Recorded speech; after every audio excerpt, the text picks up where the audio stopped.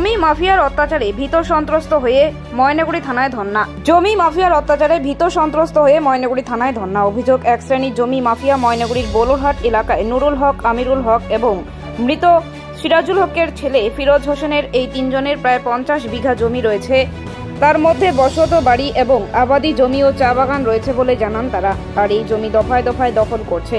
রবিবার সকালে ওই জমির মাফিয়ারা 14 বিঘা জমি দখল করেছে বলে অভিযোগ উঠেছে। মহিলারা বাধা দিলে তাদের ধর্ষণ করার হুমকি দেওয়া হয়েছে বলে অভিযোগ। বর্তমানে মহিলারা থানায় বসে পড়েছে। প্রশাসনের পক্ষ থেকে উপযুক্ত তদন্ত করার আশ্বাস দেওয়া হয়েছে। অভিযোগ উঠেছে, স্থানীয় পঞ্চায়েত সদস্য থেকে শুরু করে ব্লক সভাপতিকে একাধিকবার অভিযোগ জানালেও তারা নিঃসুপ। তারা কোনো ব্যবস্থা গ্রহণ করছে না। যারা জমি দখল করেছে তাদের মাথায় বড় হাত রয়েছে বলে দাবি জমির মালিক নুরুল হকের। কি সমস্যা? আমাদের সমস্যা আছে, ল্যান্ড মাফিয়ারা 4 বছর থেকে অত্যাচার করতেছে। 4 বছর থেকে বিভিন্ন রকম অত্যাচার। আমাদের একটা জমিতে প্রথমে খুঁটি পুঁতে রাখলো। খুঁটি পুঁতে রাখার পর গ্রামের লোক, প্রধান পঞ্চায়েত এরা বসে বললো যে তোমরা বিএলআরওতে যাও, তোমরা বিএলআরওতে যাও। আমরা বিএলআরওতে আসলাম। বিএলআরও প্রথম হিয়ারিং করলো, মৌখিক হিয়ারিং করলো, কাগজ দেখলো যে আজকে আমি মৌখিক শুনবো। মৌখিক শোনার পরে আমরা অপেক্ষায় আছি। ওরা এসডিএলআর থেকে জমিটার ইনজাংশন করে দিল। ইনজাংশন করে দেওয়ার পরে আমরা সিভিল কোর্ট, আমরা সেটাকে সেশন কোর্ট থেকে স্টে নিলাম। স্টে নেওয়ার পরে সেখানে ওদের অনুপস্থিতিতে সেই মামলার রায় হয়ে গেল। রায় আমাদের পক্ষে আসলো। তারপরে আমার জেঠা, ওর বাবা ওইখানে পার্টি ছিল সিরাজুল হক। সিরাজুল হক মারা গেল। এই মারা যাওয়ার সময় আমরা জমিতে না ঢুকতে এদিকে মারা গেল, শ্রাদ্ধ শান্তিতে ব্যস্ত।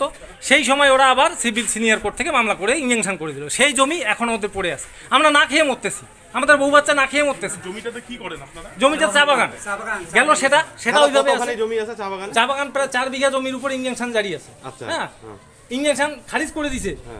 ইনজাংশন স্ট্যাটাসকো খারিজ করে দেওয়ার পরে আমরা বাগানে ঢুকতে পারতেছি না। থানায় আসতেছি, অর্ডারে কপি জমা দিচ্ছি।